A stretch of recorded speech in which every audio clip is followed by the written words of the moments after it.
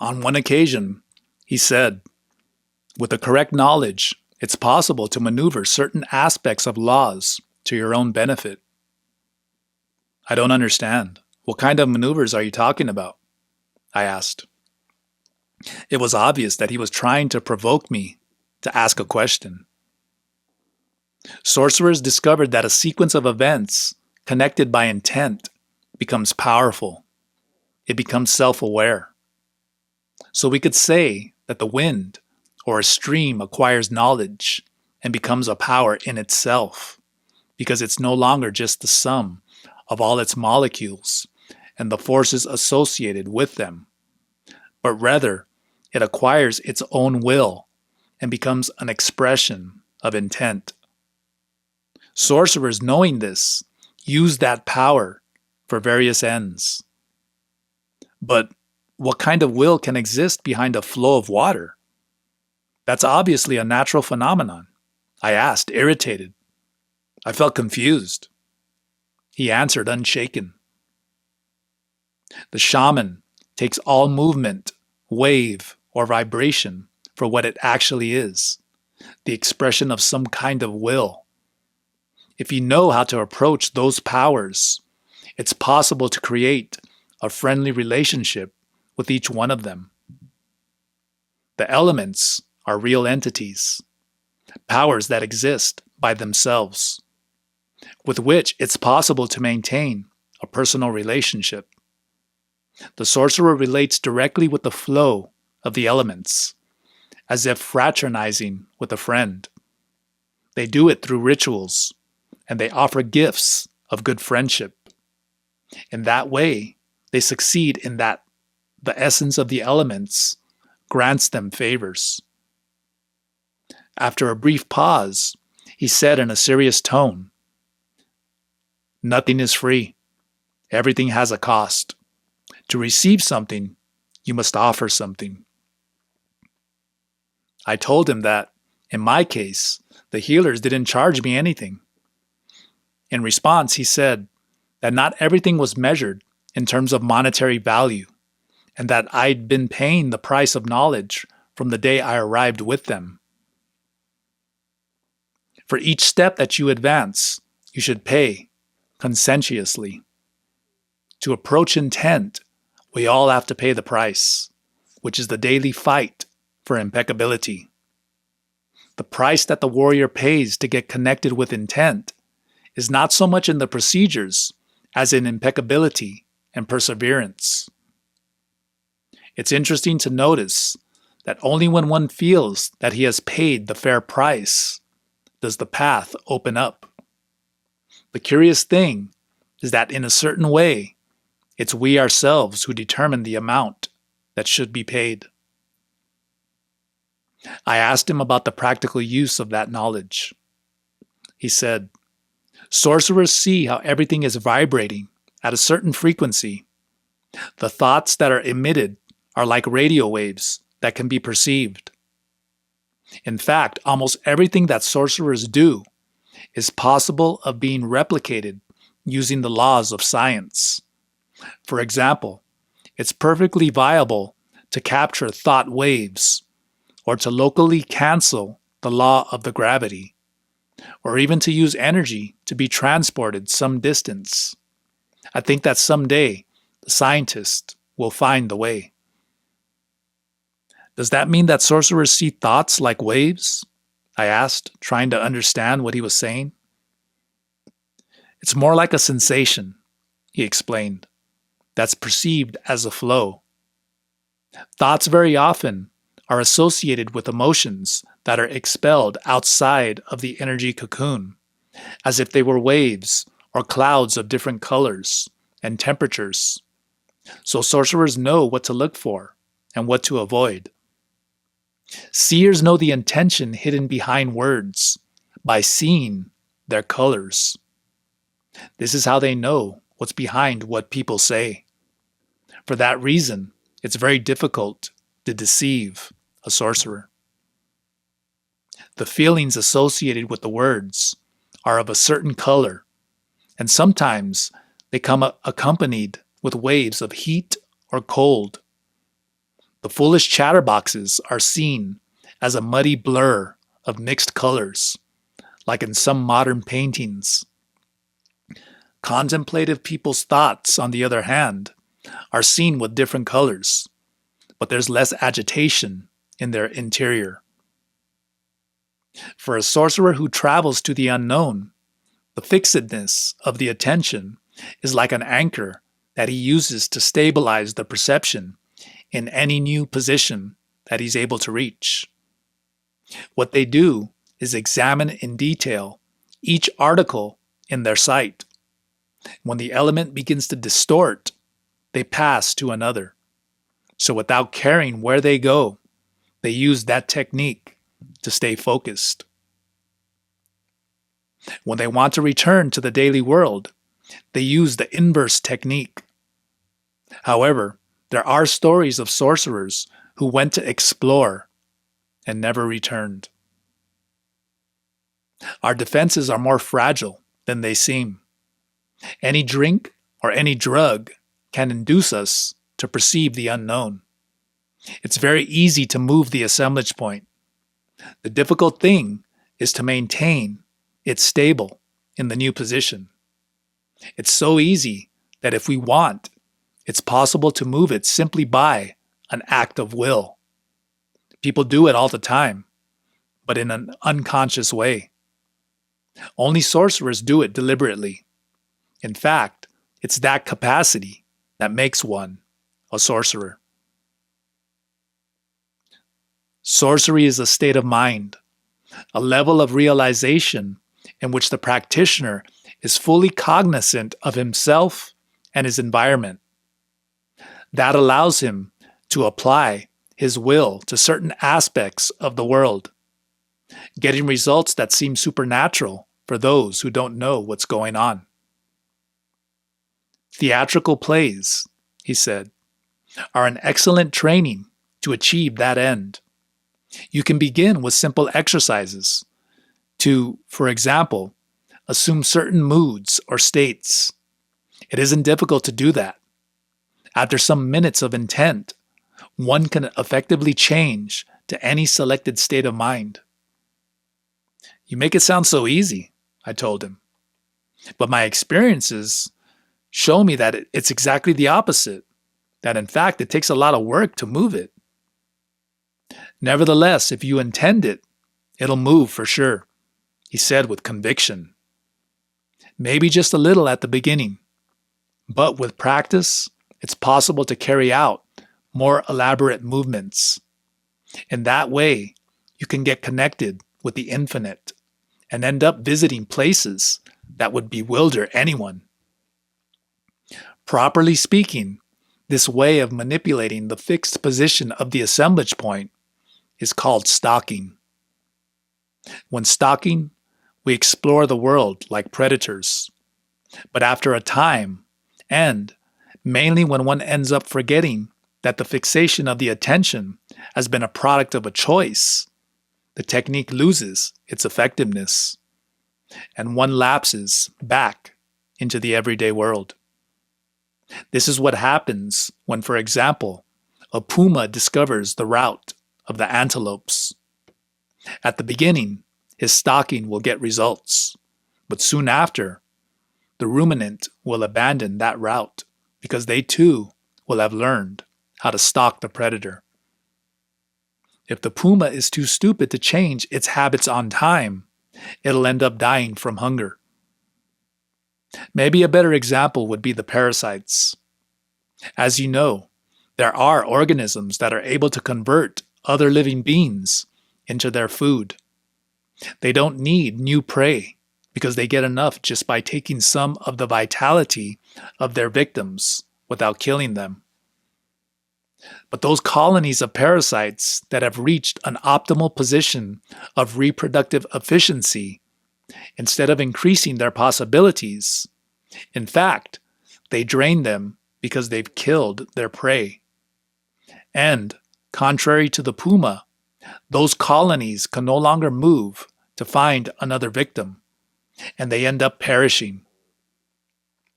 It's for that reason that natural selection favors the evolution of those organisms that can strike a balance between fluency and fixedness.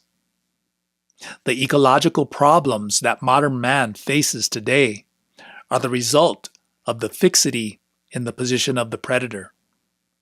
We've reached such a grade of efficiency as predators that we've placed our existence as species at risk. Because just like the parasites, we don't have another place to go. Our success as predators has become our greatest threat. While reviewing my tapes, I noticed that something had escaped my attention. During one of our conversations, he'd asserted, "We follow the mood that the ancients left to us." So the next time I went to see him, I asked, "What did you mean by mood, Don Berna?" He answered, "It's a kind of language, an implicit acceptance of a world with no ordinary meanings. For outsiders, it seems like something absolutely incongruous. But for us, who share the tradition, we understand each other perfectly. You know very well what I'm talking about." He was right. Right from the start, they'd been teaching me more with actions than with words. Based on a tacit agreement that was assumed among them and that didn't require bigger explanations. For example, instead of considering that things are material objects, sorcerers see them as different vibratory frequencies. A person is not a solid body, but a bubble of vibrant energy. Dreams are not fantasies, but a real space where you can act in a conscious way. He said, "Our perception of reality, either mentally or physically, is just what we focus on. What really exists out there is a true perceptive chaos, from which we can choose from among an infinite number of skimmings. From that position, we can break the laws of action and reaction as easily as snapping your fingers, like this." Does that mean that sorcerers deny the universal laws of causality? No, that's not what I'm saying. I'm saying that the laws of action and reaction, yes, they have validity, but only up to a certain point, he said. If, for example, you were to go to outer space or the nucleus of an atom, the laws that we're familiar with are no longer valid there. Sorcerers discovered that cause and effect is not something automatic or unavoidable. Its bond is the description that we make of the world, and what gives it validity is the will. So yes, those laws that you speak of do exist, but only within the parameters that we've agreed to call reality. This is a world of doing. All you'd have to do is to change some of its elements, and everything would fall apart. I asked him to speak more about doing and not doing. He said, "Not doing is the silence of the action. You already know that silence is of vital importance for the warrior. It's his weapon, his tool. Not doing is the key to reaching silence. Sorcerers use not doing as a dam in the current of their imminent destiny. They rechannel it, they reorder it, and they transform their fate into a challenge, which they consider as the only one worth going to battle for. Accepting that the world is a mystery is basic to being able to keep going. Otherwise, you would take the explanations as if they were ordinary, real rationalizations of the mind, and immediately transform them into doings. The ticket of admission to the world of the Nawal is internal silence. Each one possesses his own measure, his own personal threshold. When he accumulates enough, and a critical quantity of silence is reached, a change happens in his habitual view of the world. Then he begins to perceive the flow of the energy as it really is. The amount of silence necessary to reach that goal varies from one individual to another. Some get it after just a few minutes of sustained intent. Others, however, may never reach it. It has to do with the natural proclivity that manifests to different degrees in each person. The threshold of silence is the sorcerer's measure. To reach silence, it's necessary to reach a level of determination that in general is beyond the reach of the common man who lives caught up in the thousands of commitments and doesn't have the time, the disposition, or the energy to face such an abstract task. Perhaps the most dramatic effect of reaching silence is that one suddenly gets disconnected from the parallel mind, and that's quite a revelation. When the image of oneself stops being so supremely important, then everything falls into place. You realize that you're not who you thought you were. When you break free from the yoke of the parasitic mind, the idea of doing is no longer so genuine. In its place, in a spontaneous way, not doing emerges. Could you give me some examples of not doing that I can understand? I asked. The examples won't tell you much, he answered, because a trick of the mind is to transform everything into doing. To understand, you need to redefine your notion of me. As long as you don't put that aspect of your life in order, you'll never understand it, because everything you do will revert to an everyday action. What do you mean by redefining myself? I asked cautiously. I felt as if I was about to fall into a trap. He told me, "You have something unresolved in your life. They've already told you before about this, but you always find a way to escape it. It's a matter of mending the idea that you have about yourself." That's the 24-hour battle that the Nawal insists on so much. The war against the individual me. Not doing momentarily interrupts the feeling of I am, but it's only an exercise, a preparation for the total collapse of the ego. Maybe noticing my expression of anguish, he said, "Don't worry, that doesn't mean that you'll cease to exist. In fact, it's just the opposite. It's an awakening in which the true me takes control. The idea of I am is a byproduct of the parallel mind. It's an absolutely pernicious sensation because it reinforces the ego and identifies with self-pity, which is the worst plague that has ever ravaged humanity, making us timidly accommodate a miserable life routine, meekly agreeing to the fate that they've imposed on us instead of fighting for freedom until death." I protested. I absolutely didn't agree with it. For years, my search had been to define and polish my sense of I am. For a while, I'd even used it as my meditation mantra, but he wasn't willing to let it go. Parodying the words of a classic of literature, he asked me who I was.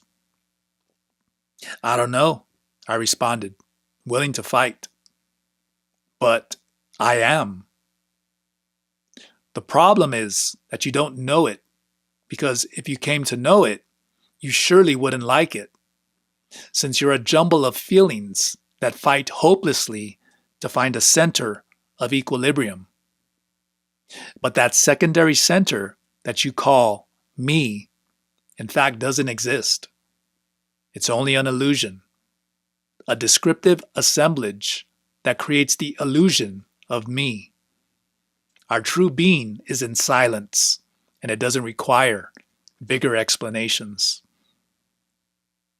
The goal of the warriors is to perceive directly without having to pass through the customs of reason, where the fact, after going through the filter of interpretation, loses its true meaning. Humans are the only ones who have to appeal to words to establish the feeling of being. Animals don't have that problem. What should be something simple and natural has become a crossword puzzle, a parody. To constantly repeat, "I am," like a parrot, may seem like an innocent thing, but when you realize that you're lost in a labyrinth of the ego, not knowing who you are and not being able to find a meaning for your own existence, many prefer to commit suicide. I am is a command. With those words, you program yourself to avoid any state of consciousness or perception in which the image of yourself doesn't play a clear and dominant role. That phrase exacerbates personal importance.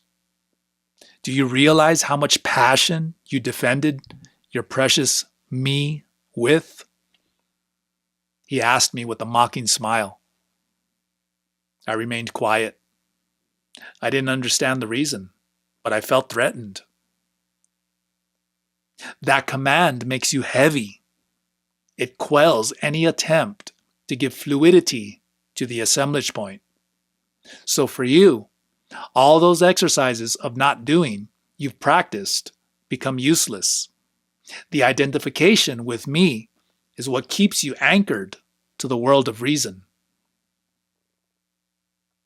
Sorcerers compare human beings to ruminants that, by fixing the attention only in specific areas, tear out and chew up mouthfuls of the world that surrounds them, ignoring all the rest. Then they regurgitate those mouthfuls of perceptions to ruminate them through the me, where everything becomes a reasoned interpretation, so that the perceptive entity becomes an interpretive identity, and their testimony becomes a reflection. So, in fact, that second center for assembling the information works as an anchor that maintains the assemblage point lodged in its habitual position. It rectifies and adjusts the direct reading that we unceasingly make of reality, transforming it into something convenient or acceptable according to the parameters that we've learned. As soon as the thoughts are silenced, one recovers the ecstasy of existing, and copies of any nature are no longer accepted. After a life of learned submission to reason, the rigidity of perception becomes predominant to such a point that it obscures all other centers of perception. A moment comes in which one can no longer give credit to any perception that has not previously gone through the censorship of reason. And anything that is seen as a threat to that fixed position is bad, or simply doesn't exist, or both things at the same time. It's for this reason that common people have such conflicting feelings about the sorcerer's idea. What centers are you talking about? I asked, hoping to take a break from the topic that we were discussing that caused me so much anxiety. As they've already explained to you, the human being has 8 main centers, each one with its own perceptive function. In ordinary people, only 2 of those centers are functioning, while for them, the other ones are just vague sensations. In the sorcerer, all the centers have to be integrated and working fully. Only then can he claim the totality of himself. When he achieves such a feat, words are no longer necessary because he can perceive with the whole body without the necessity of explaining to himself rationally what he's perceiving. Could you give me an example? I grumbled from my seat. Each one of those energy centers is related to a specific organ. For example, reason is connected with the brain, and feeling corresponds to the heart. The heart is a sensitive organ that requires care. It's necessary to treat it kindly. Bad treatment of that center is the main cause of heart attacks. The same happens with all the other organs. The sexual organ, for instance, perceives intensely and it knows a lot. But once those perceptions go through the interpretive filter of the brain, the sensations are given names and labels.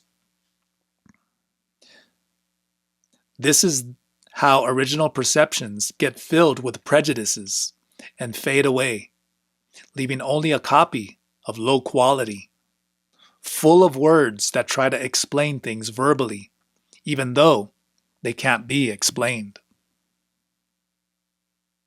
Maybe words are the main cause of misunderstandings among people, since on many occasions they don't express correctly what one is trying to explain, creating confusions that end up destroying relationships and even starting wars between nations. How can someone activate the other centers? I asked, full of curiosity. The cures, massages, and exercises that you've been practicing are the means to achieve that.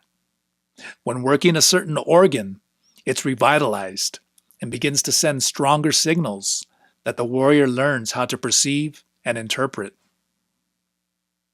To my dismay, as soon as he finished his explanation about the centers, he resumed the previous topic. I am is a made-up sentence. Its interior is hollow, and it feeds on a nucleus of insecurity. Not doing is an interpretation in the flow of the habitual interpretation of the world. As long as you are not able to overcome the feeling of I am, there's no way of stopping that flow. Then, by suppressing the me, do you automatically enter into not doing. In a certain way, he answered, doing is when you act in accordance with the personal inventory, the summary of everything that someone has put together during their life. It's like a warehouse that's revised constantly, discarding the readings that are not practical and accentuating the value of those most used. The fixation on being myself or on my way being better or more important than the others comes precisely from that. It's the basis of personal importance, and it's what impels people to need to control others. It is, in fact, the obsessive focus on the me that transforms people into petty tyrants. Making the inventory is an order that no one can disobey. However, through the practice of not doing, it's possible to maintain a healthy control over the inventory that by itself casts one directly into a magical environment where everything is possible.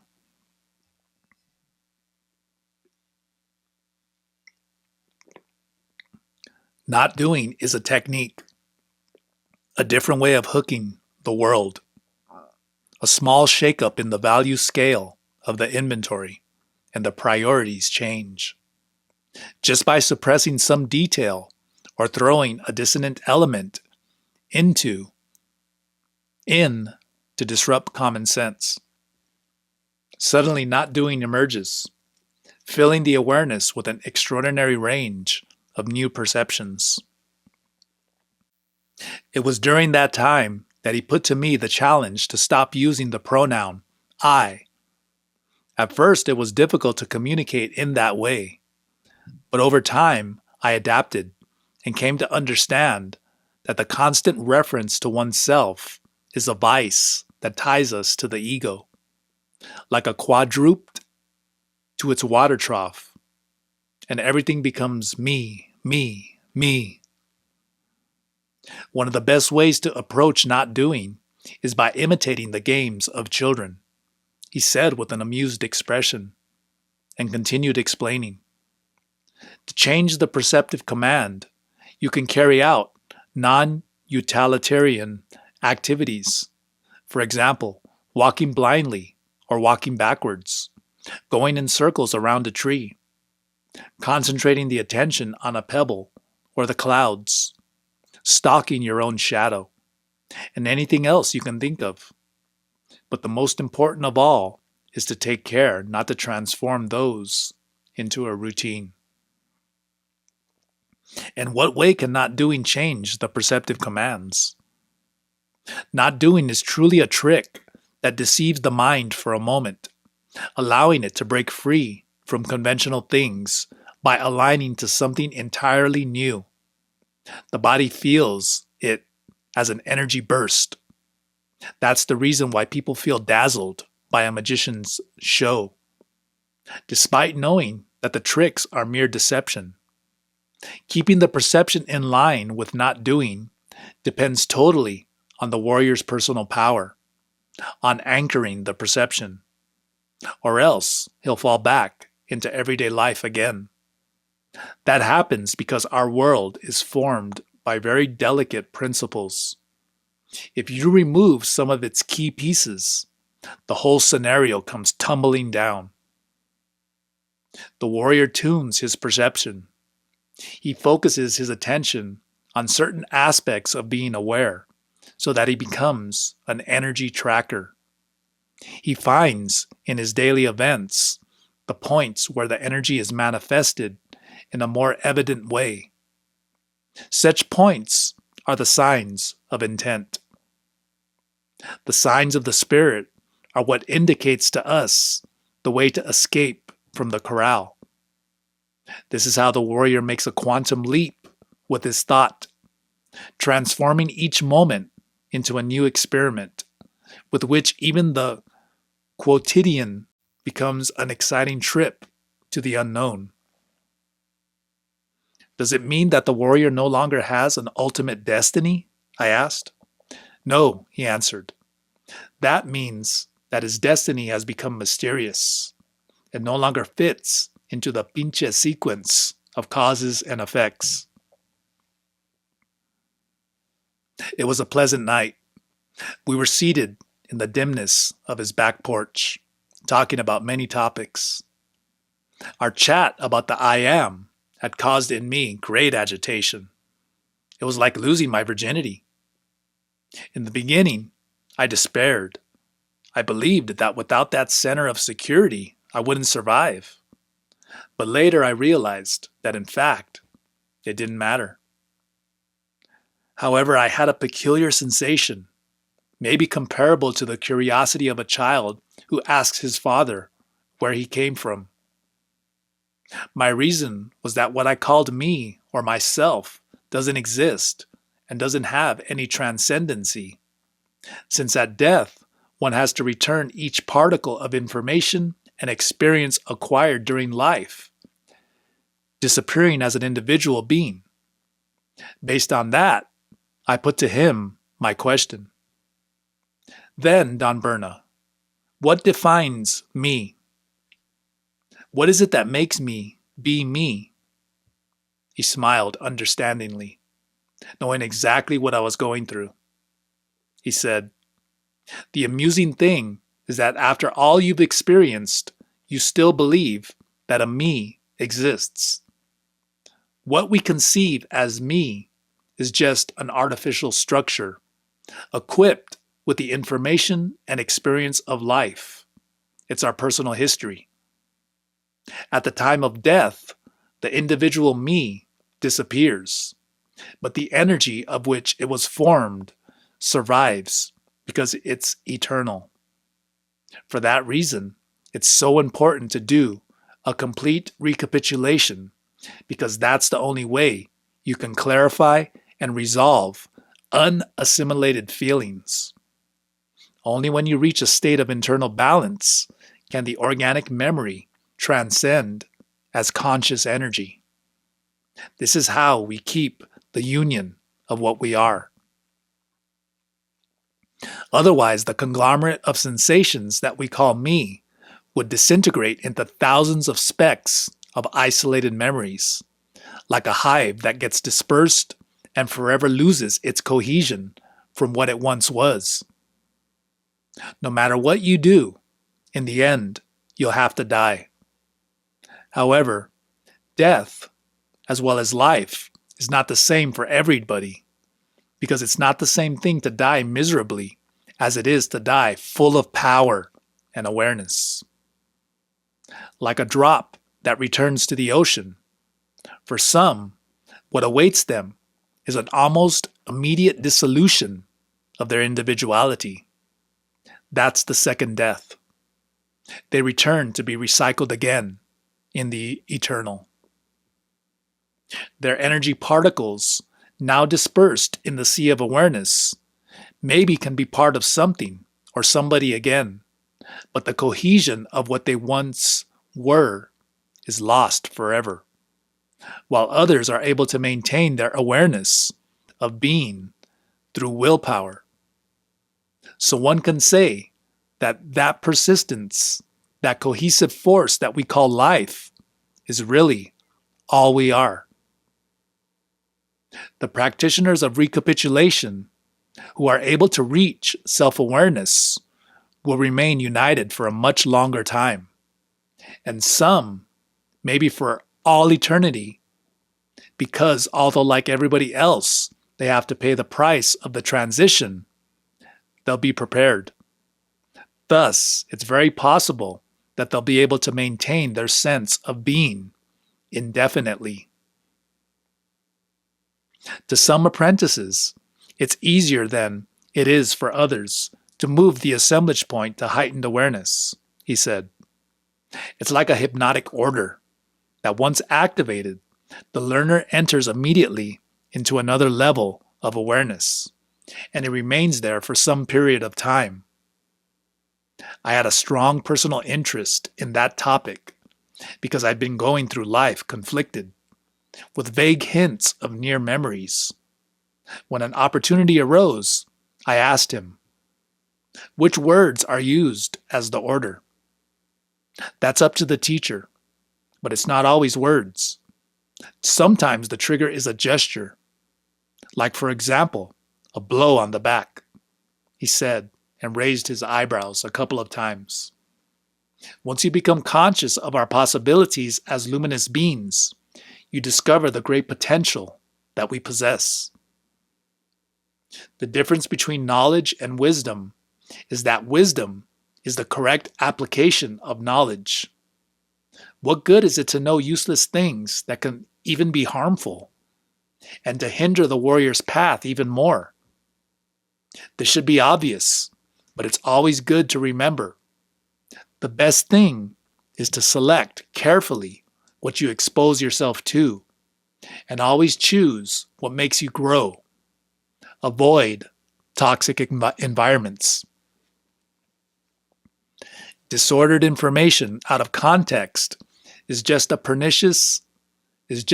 pernicious as disinformation. Sometimes it's better to be ignorant than to know erroneously, because the ignorant have the opportunity to learn, while those who think they know will have difficulty accepting new ideas.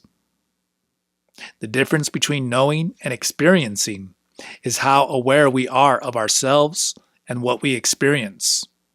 Most people go through life like robots. They experience without ever paying attention to anything, so that they become an amorphous bag of undigested feelings and emotions. Only warriors deliberately cultivate self-awareness, so that for them, each new experience is a challenge to stay conscious all the time. But few are those who are willing to put their hand to the plow, to investigate and to experience for themselves. Most people are content to read books and attend conferences instead of doing all that work. Nevertheless, acting that way, they run the risk of relegating the personal and non-transferable work to a second level. That transforms many into mere scholars, readers full of information, but without any experience at all.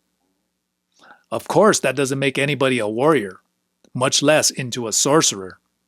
The clarity that they experience is only a point before their eyes, a deception.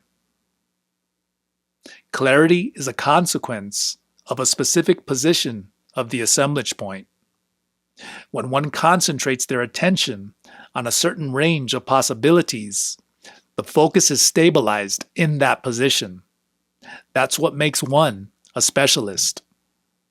As a result, that perceptive range is illuminated. It gains clarity, and aspects that previously were not noticed become evident and filled with meaning. Some end up believing that it's clairvoyance. However, in fact, it's only a circumscribed clarity, an illusion. The danger of that kind of clarity is that it makes us blind to the existence of everything else. Clarity is an enemy that dazzles, and anyone who lets themselves be guided by it will end up in the claws of personal importance. Clarity doesn't provide automatic wisdom. Rather, it's an enemy to be conquered. One should take it for what it really is, a point in front of our eyes. The specialist, if he's not able to move on to action, will have difficulty achieving any results, becoming anything from a poet full of nostalgia to a bitter cynic loaded with resentment. On one occasion when I went to visit Don Berna, I found in the road an abandoned puppy that cried and cried. I felt its screams for help in my gut, so I took it with me. I thought he wouldn't care about it, since he himself bred fine dogs. When seeing it, his comment was, "There are two extremes among people who adopt pets, ranging from those who can't stand them, through those who could take them or leave them, to those who accept them. Many are those who adopt them to keep them company, since for most people being alone is unbearable. And then finally, there are those with psychological problems, to various degrees, and those who prefer to share their affection with animals instead of with another of their own species. These people are surely caught up in self-pity. They prefer cats and dogs that are loyal, so that they satisfy their necessity to maintain control. And this is exactly there where they err, because it's through that sensation that they lose their energy. He accepted the dog, which, due to not having a pedigree, he called callejero, stray dog, callejero. He said that it would be difficult to sell it in the market. One day, however, he told me that something special had happened and that the stray dog was now in good hands. I wanted to know what had happened to it, and he told me the story. I took the stray dog with me to the market.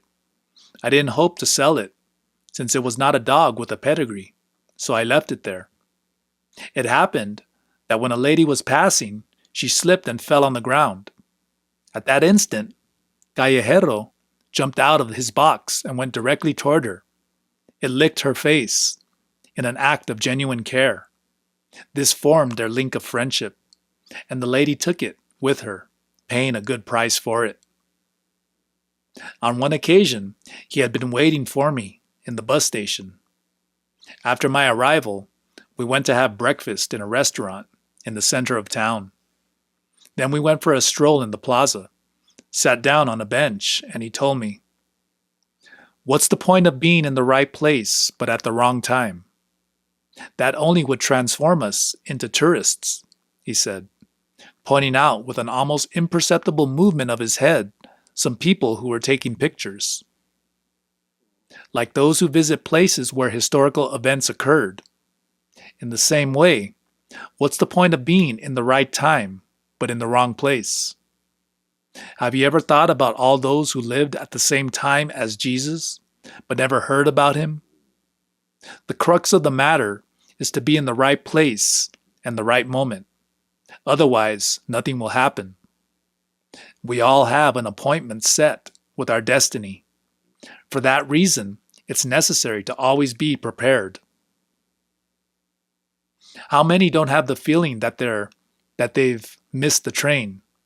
When a golden opportunity was presented, for one reason or another, they couldn't catch it, and they ended up missing the chance of their lives.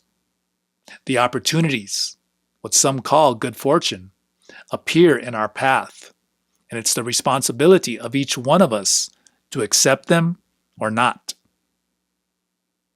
Just like in school, on the path of the warrior, there are also norms to follow so that one can reach the objectives. Think about your practices as if they were lessons in your school. The difference is that the social norms are human manipulations, while the warrior's norms are commands of the spirit. What norms are you talking about? These norms are the requirements of intent. Following them is how you can get ready for a direct encounter. So it's necessary not to confuse the commands of the spirit with human norms. Many are those who are caught up in following the social norms, and they forget the true purpose for which they're here. Others use knowledge not to evolve, but rather to make profit, he said, pointing with his chin to some dancers on the other side of the square. They perform acts of sorcery to make money or attract the attention of others, and they forget the search for freedom. In this path, it's only possible to proceed if one has a clear purpose. Otherwise, it's too easy to get lost in the labyrinth of procedures. That's when some become eccentric or go completely bonkers. Others have entered the fray, but they haven't fulfilled the requirements, so they end up being bitter, saying that the procedures don't work. However, if we were to investigate them, you would see that they never bothered to do the recapitulation, or cultivate their energy, or do anything else. The fact is that they're only warriors in their minds. Perhaps nostalgia makes them practice a little on weekends, but their hearts are in their daily lives, and nothing they do moves them, not even a centimeter, toward the spirit. Don't trust those who lose control when they use power plants, because even if they say the opposite, they have never recapitulated their lives. Social norms are static commands. They're like jails that trap and limit the being's development, like those birds that live and die caged and are never allowed to fly. When I heard those words, I felt like I'd been deflated. It was very easy for me to identify with the misfortune of a caged bird, because nobody sings of happiness inside a cage. The truth is that the bird doesn't sing. We can be sure that the little bird cries. Unusual concepts, such as these that we learn in sorcery, must be repeated again and again until reaching a saturation point, at which they pass through to become part of our everyday skill set. As in the case of dreaming, many people claim that they don't dream at night, but yes, they do. The reason why they think they don't is mostly due to lack of energy.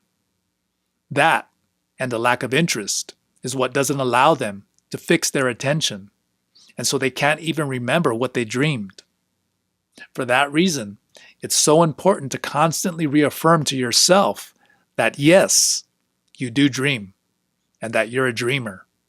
That's the first step for that to become a reality.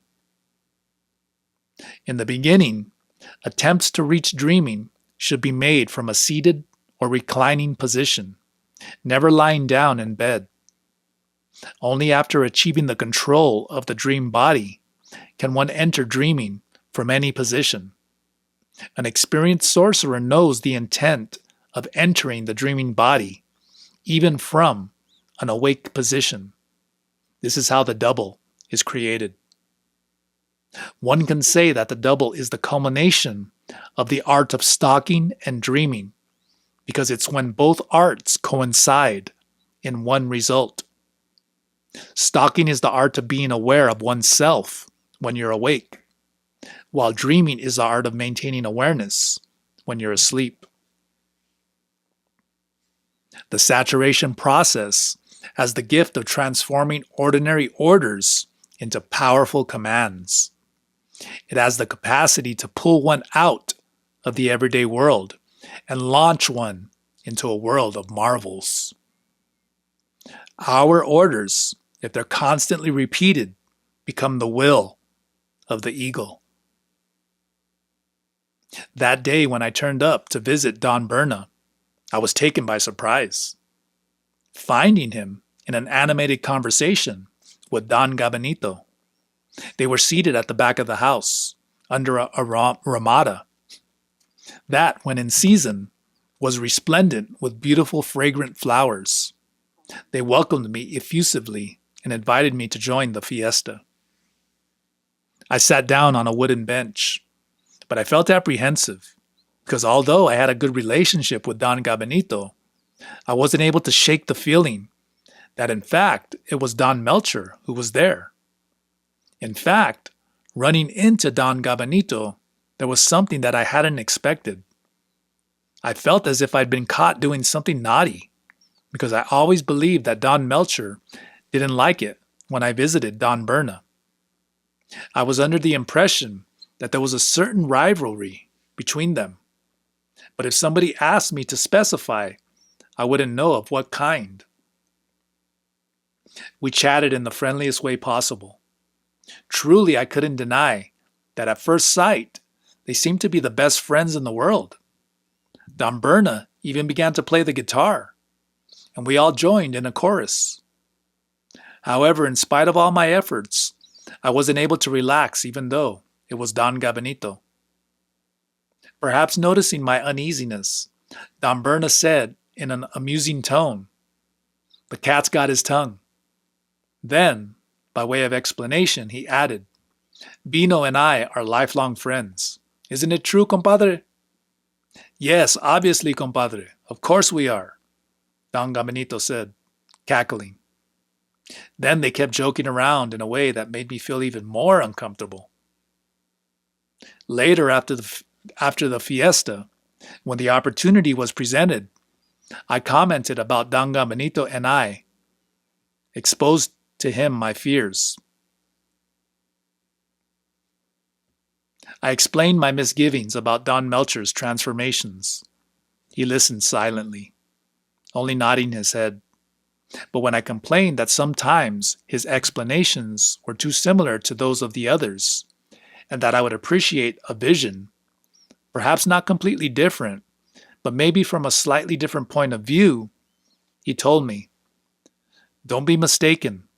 Don't believe that just because I don't share the style of the compadre Chon, that I would have a different vision," he said, referring to Don Melcher's way of teaching. "We're all the same, and I respect him as the Nahual that he is." In the end, after that experience, I was able to overcome my fear and distrust, and there were no longer any barriers between me and any of the compadritos. We are all truly the same. Epilogue.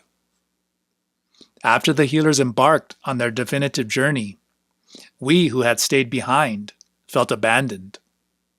For a long time, we kept following in the footsteps of the abuelos, participating in ceremonies, giving consultations, and everything else. But every situation is different, and we had to adapt to our reality as best we could. During that time, my partners were busy performing their own tasks, but at the same time, we kept functioning as a unit, keeping the tradition of the abuelos alive. That's what has helped us develop in the fantastic world of the Nahual.